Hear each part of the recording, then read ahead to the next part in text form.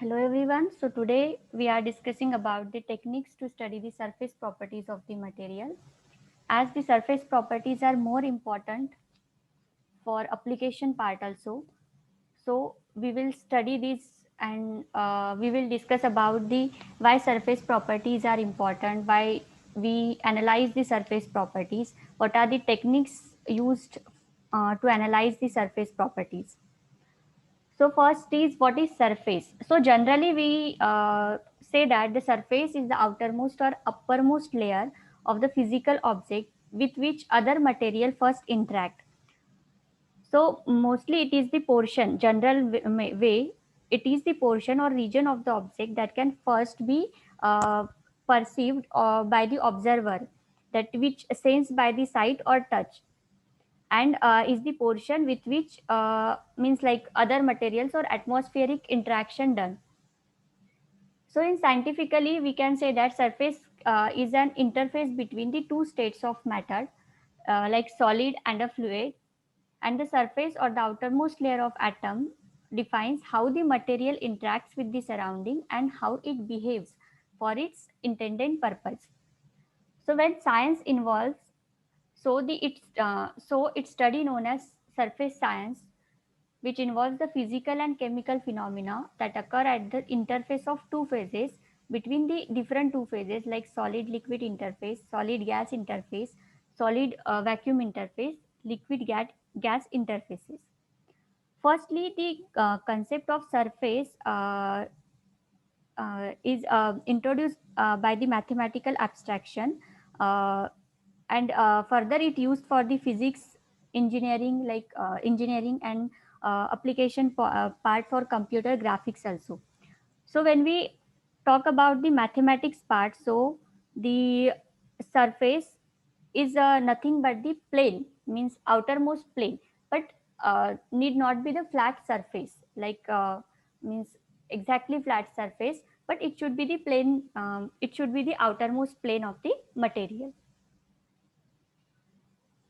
So why should we do the surface analysis?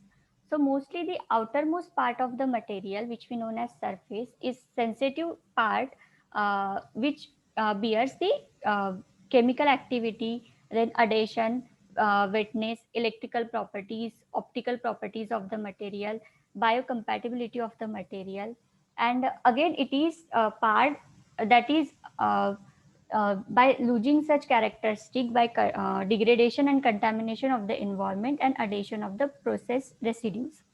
So surface analysis is used uh, not only to develop the new surfaces by studying its properties, but also for the helping material to increase its functionality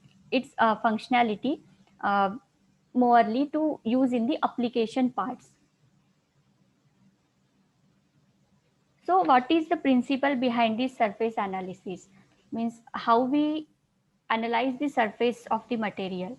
So, to examine the solid surface of the material, first we stimulate to examine the signals that appear, and which we use these signals, that is interaction medium we use. It should be light like photons, X-rays, electrons, ions. These we use for the surface stimulation, stimul- uh, surface interaction. And among these various signals that appear, a result of such surface stimulation, particles such as electrons and ions, the surface get absorb these particles, and then properties get analyzed using this uh, interaction, using this light matter interaction or X-rays matter interaction.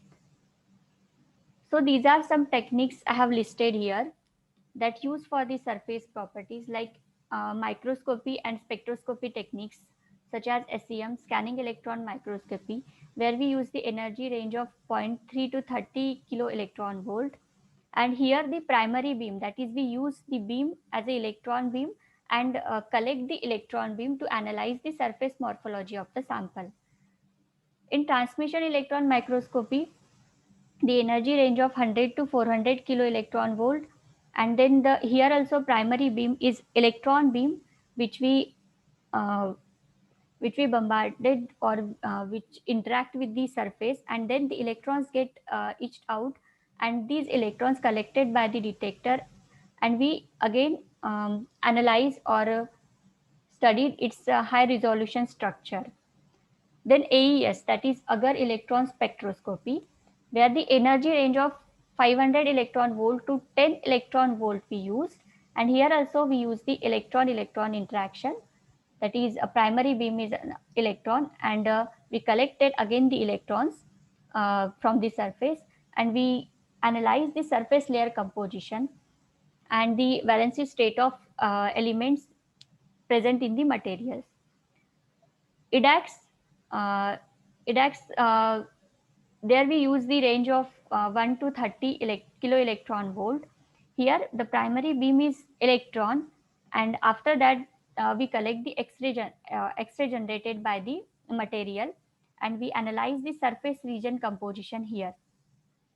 In STEM, we use the energy range of 100 to 400 kilo electron volt. Here the primary beam and secondary signal we collected are electrons, and we analyze the we analyze the X-ray by the imaging process.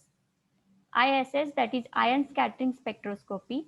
Here we use the primary beam and secondary signals collected by the detectors are ions, and we analyze the surface composition of the material. XPS, that is X-ray photon spectroscopy. Here we primary beam is X-ray, and the that electrons we collected uh, in the detector, and uh, we study the surface composition or the valency state of the material. The few techniques again listed are secondary ion mass spectroscopy. Here also the ions get bombarded and ions get collected from the detector, and we analyze the stress composition versus depth of the material. Then in XRD, we use the primary beam of X-ray, and again we collected the X-ray from the detector, and uh, we investigate the crystal structure of material.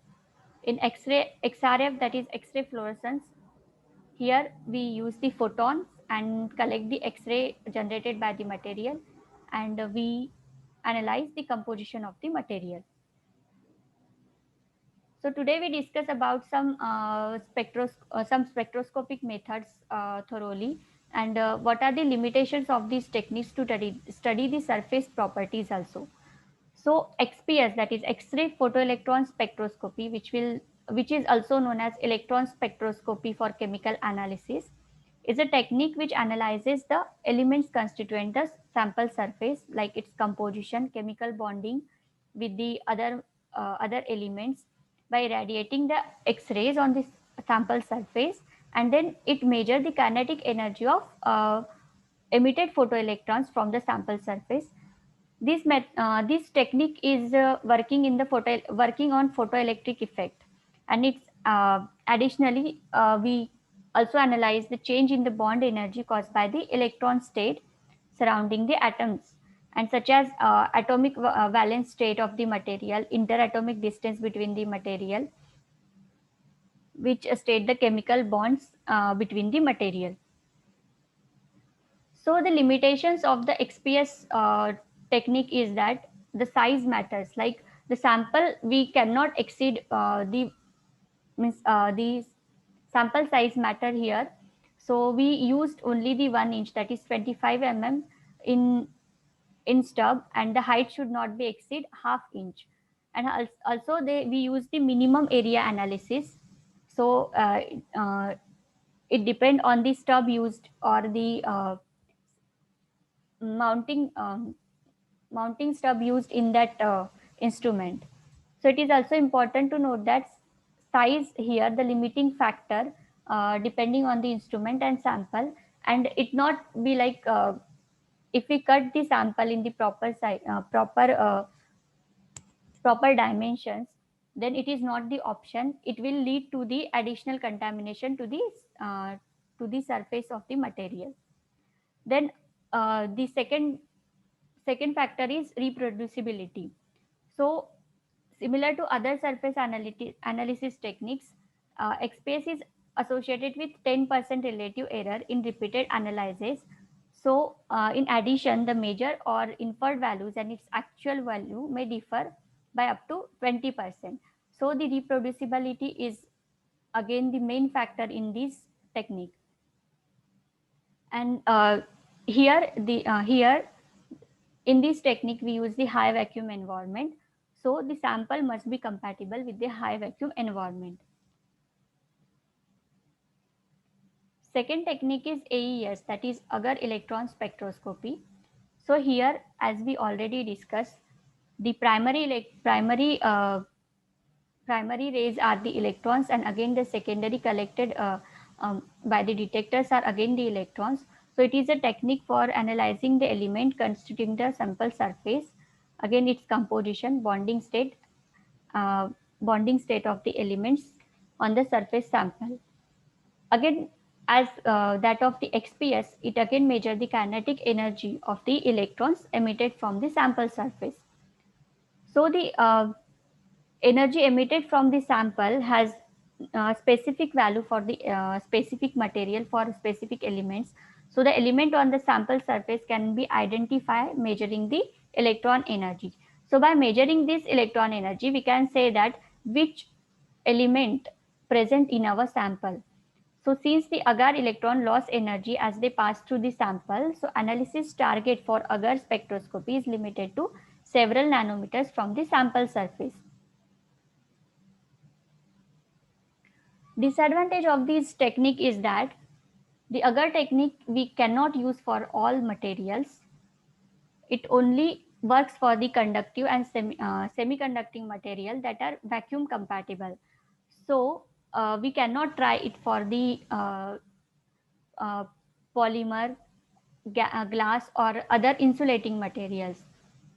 So we cannot get the result as we looking for in these cases. And while all those electrons beam can be existing, they can also result in the surface damage for some samples also.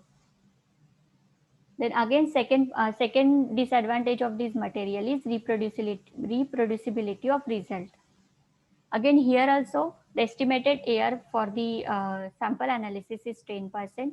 So we will get the standard error of nearly 20% for the material, and